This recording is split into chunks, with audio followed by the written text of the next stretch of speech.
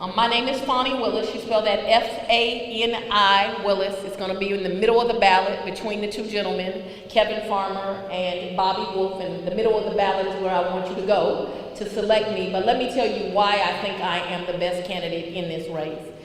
My background is that I graduated from Howard University, and when I graduated, I wanted to come to a top 25 law school. That was very important to me. And so that brought me to Atlanta, Georgia to attend Emory University School of Law. I graduated from Emory in 1996 and immediately went to a small law firm. I often joke with people and say it was the kind of law firm where if you came through the door with some money, we were going to represent you and handle your problem.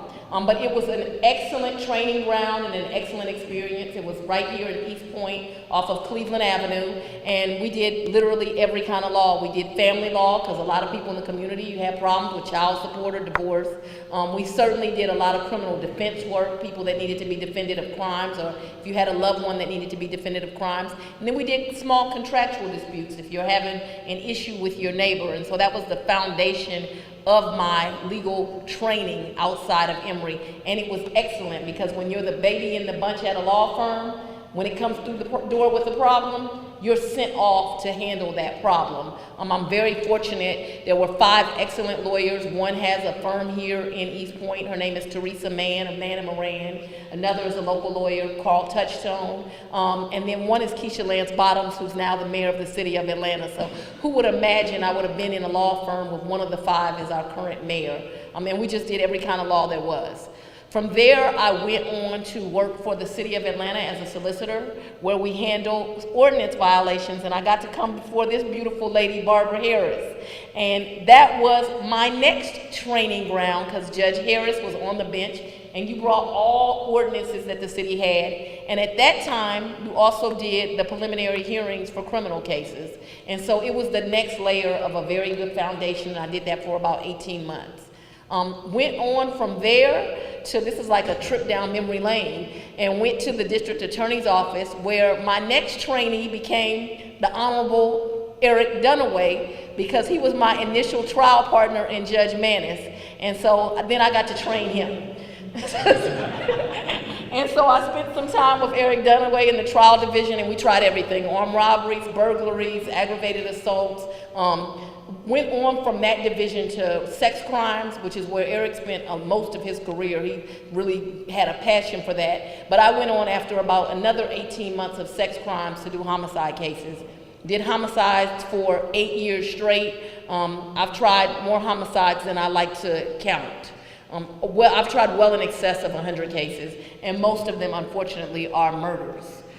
Went on from that to supervise the largest division of any division in the southeast of any district attorney's office, till you get down to Miami, which is the complex trial division, where now the cases that me and Eric once tried, I was supervising and making all the recommendations for. I am the best candidate because I've been here, I've been in the trenches. My entire career has been dedicated to the citizens of Fulton County, which neither one of my opponents can say. I love being a trial lawyer. I'm quite frankly not gonna make a financial elevation in this move, but I saw things in the court that really bothered me, and I think the court needs me at this point.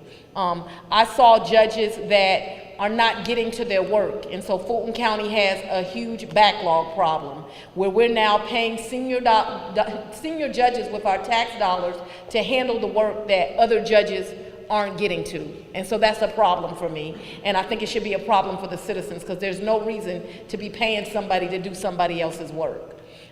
Problem number 2 for me was that, quite frankly, I saw judges treating people differently, of different socioeconomic statuses, and I think that Lady Justice should truly be blind. And so that was issue number 2 for me. And then the third reason was, if you are a trial lawyer, you should have deadlines and you should be held to things as a trial lawyer, but there shouldn't be personal attacks on your character. And I was seeing a little of that too often. But I decided it's kind of like voting. If you don't vote, then I tell people, you gotta shut up. You don't get to complain about what you don't like in politics. You just have to be quiet. You don't get to say, I don't like my president, I don't like my representative, I don't like my city council person, because you didn't participate in the process. I got to a point in my career that if I didn't participate in the process and offer myself up for service, then I had to stop complaining about the things I saw wrong in the court system. And so I'm asking you to go to the middle of the ballot and choose Fani Willis for your next Superior Court judge. If there's any questions, I will take them. Our moderator may have some questions. Yes. Thank you.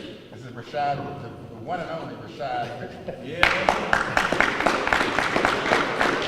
Excuse my tardiness. I am on CBS 46 News every night at 6 o'clock. Monday through Friday, that's my shameless plug. How are y'all doing? Outstanding. Excellent. Ms. Willis, how are you? I'm great this evening. This is our third? This is my seventh. This is my third. This is our third. Yes, it is our third. So I've asked you a lot of questions on this campaign trail, and I will ask a couple of more and open it up for audience Q&A, and we will proceed as planned. Fani Willis, you're running for Superior Court Judge, Fulton County. There's a lot of discussion about restorative justice, and restorative justice has a lot to do with specialized courts. What are your thoughts about restorative justice and specialized courts in Fulton County? I am a huge fan of restorative justice. I think that restorative justice is necessary. I just think that we've come to a time in the court system where we need it. I'm a huge fan of drug court because the reality is, as long as someone is suffering with a drug addiction, they're going to keep having contact with the court system.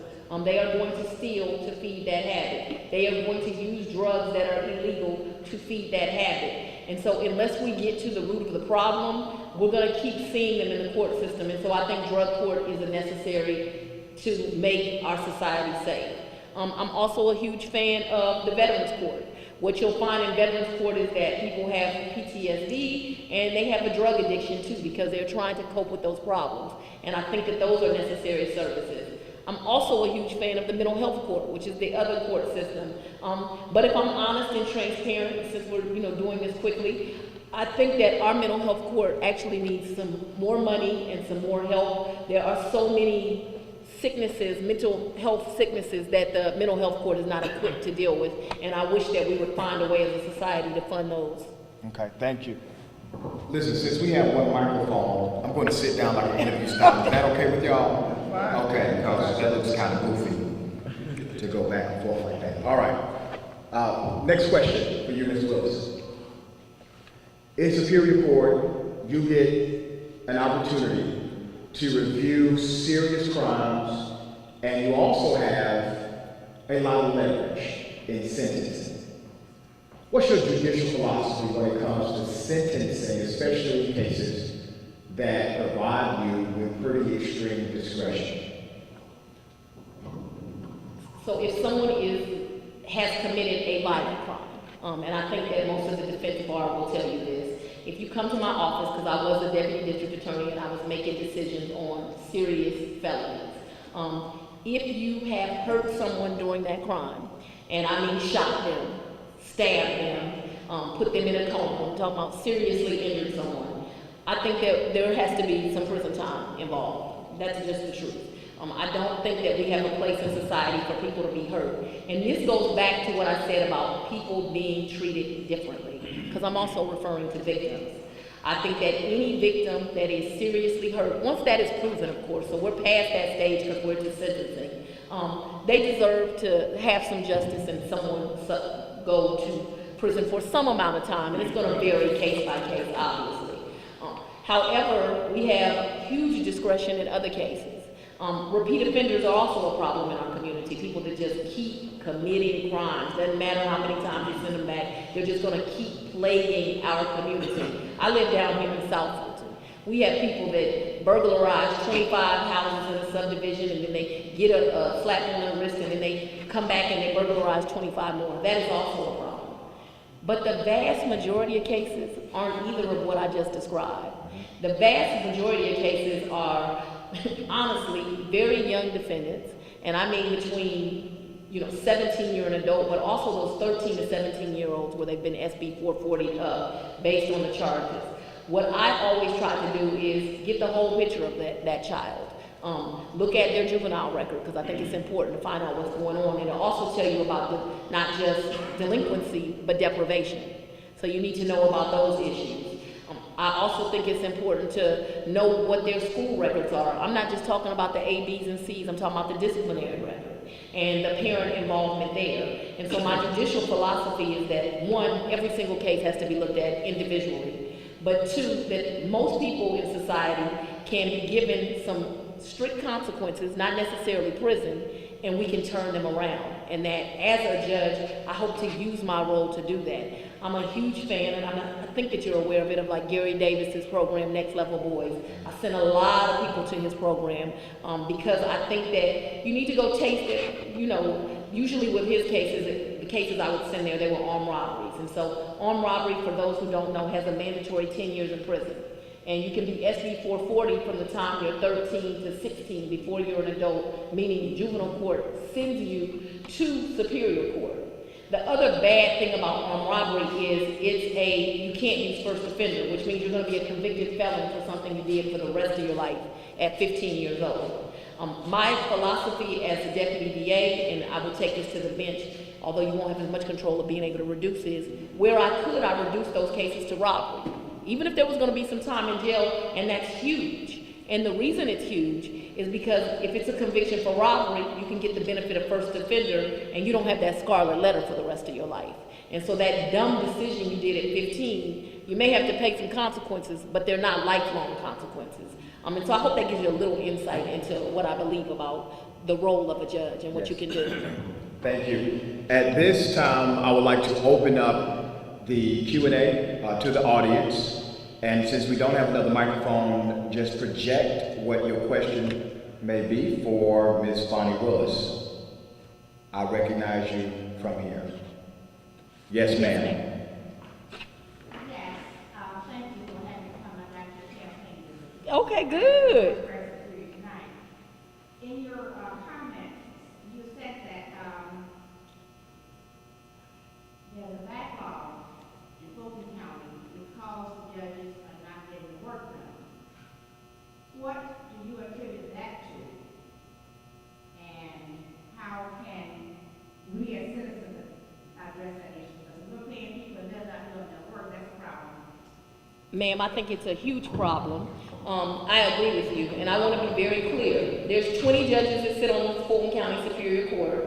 About 3 of them are going to be in family law at any given time. The other 16, one is going to be the senior judge that manages, for lack of a better word, the other judges, and the other 16 are going to have that split between the felony caseload and their civil caseload. I think there's several things citizens can do. One is they have these community court watch groups. That's the program the DA's office does, where citizens can actually come and watch judges in court. I encourage anyone I can talk to participate in that program and go as a citizen and watch the way your judges are behaving, because things change when citizens are watching. I've watched it time and time again, and sometimes I used to beg citizens, please come watch and be involved. I think you're also, though, from a real practical level, going to have to get involved with your county commissioners and write them and say, hey, are we paying these senior judges? Because what I'm saying is fact. And when you look at the list, because I was a deputy DA, I got to see, where do these cases stem from? Where do they come from? And it is not all, people, what they want me to say politically is, Fulton County just has the heaviest caseload, and that's why the judges aren't able to get to them. And let's be clear, Fulton County does have the heaviest caseload, and a judge who's doing their job has to work constantly to stay on top of their job. But about 10 to 12 of them are able to do that. And when you look at those backlog calendars, and I'll say it while he's here, Eric Dunaway's cases don't end up on those backlog calendars. But there are too many of his colleagues that do. And I think if you wrote your county commissioner and said, hey, I understand we're paying 2 to 3 senior judges, I'd like to know why we continue to pay for senior judges. I want my judges to get to their work. And apparently 10 of their colleagues can, so why are these several not? Because they know which courtrooms each of those cases come from. And honestly, it's about 4 or 5 of your judges. Thank you. Any other questions from the audience? Okay, we'll go 1, 2, okay? Yes, ma'am. A 16-year-old child or man kills somebody in the commission of a robbery, are you looking to not give them jail time or fine? I mean, the family is going to be, they've lost a loved one. Oh no, first, a 16-year-old that is killed somebody is not gonna be in juvenile court, they're gonna come to superior court, because they're gonna be one of those SB 440 cases, and murder is not a case where a judge has discretion, the sentence is life. And so you should understand that there are some mandatory sentences for some crimes. Like armed robbery has mandatory 10 years, there is no discretion for a judge. They can't do anything. Murder, there is no discretion, the sentence is life, and I can assure you, I'm gonna follow the letter of the law. Yes. Well, we'll go here and then back this way. Yes, ma'am. Yes, you mentioned a couple of alternative sentencing programs that you felt were good in Superior Court. Are there other innovations that you'd like to bring to the court that you think could be helpful? Actually, that's a great question. There are. They have allowed some of our Superior Court judges to set up programs and to interview different groups in the community. Obviously, that I've been a DA, and so I know a lot of the programs that I think are effective and really work with the community, and you see a turnaround. And when I say a turnaround, a defendant that I've sent there, they're now in college right now. And so those are the cases that make you feel really good. There are other programs, but quite frankly, they're just trying to make money. And that they're not having the same results, but I would like to vet a lot of programs and not just send to one program so that we can have alternative sentencing where we are using these resources to help the community. We meet again. Good to meet you again. Can you name a situation and or case where you had to take a controversial position that offended or upset the people? How did you handle it and why? I've had a lot of controversial cases that have offended people. I always did my job and stuck to what the law was. I've never done anything that I felt was unethical, but I just, as a judge and as a DA, you don't always do what's popular, but you always try to do what's right. And so I've always done my job where whoever the defendant was that was before me and whoever the victim was that was before me, I tried to treat them both with dignity. And so that's the way I did my job, treating whoever was involved with dignity, and understanding that everyone can't like every decision you make, but you always still have to do your job, follow the law, and treat the community with dignity. And I mean, I've had a lot of cases. I just had one of my most recent famous cases that hit the media was what they call the gay burning case. And so that was a case where two young men were homosexual. They were actually not involved in a relationship, but they had worked at a warehouse all evening. And in their mother's home, she lived in an apartment, they weren't very wealthy, there was a cot on the front floor. And so when I say all evening, I mean they worked from like 9 o'clock in the night till like 6 o'clock in the morning. And they came and they laid down on the bed. Well, mama had a boyfriend. They were about 21 years old. Mother was about 40-something years old. So mom's boyfriend would frequent the house as a man would do for his girlfriend. But he had continued to ask the family, hey, are they gay? Are they gay? Are they gay? And she had told them, that's not your concern. It's my son, and I love him, and it's not your concern. But it was something that constantly was bothering this man. This morning when he comes home, he sees those two men laying down asleep. And I imagine they were in a really hard slumber because they had slept the entire, they had worked the entire night. What he decided to do was let a pot about this big, the one you put your greens and your spaghetti in, he had put it on the fire, let the water come to a boil. You know how long that would take? Take that pot and pour it on those young men until their skin turned black and scalded off of them. It was a horrible case. They were both put in comas for months. Just a horrible tragedy. And we tried that case and that man was convicted. And he was given 20 years to run consecutive for each thing, 40 years. And the community did not like that. They said that was too harsh. There were people that did murders that didn't get 40 years. And how did I feel as an advocate doing this? And what I say is the sentencing in that case was for the judge, but I can sleep at night because I did my job.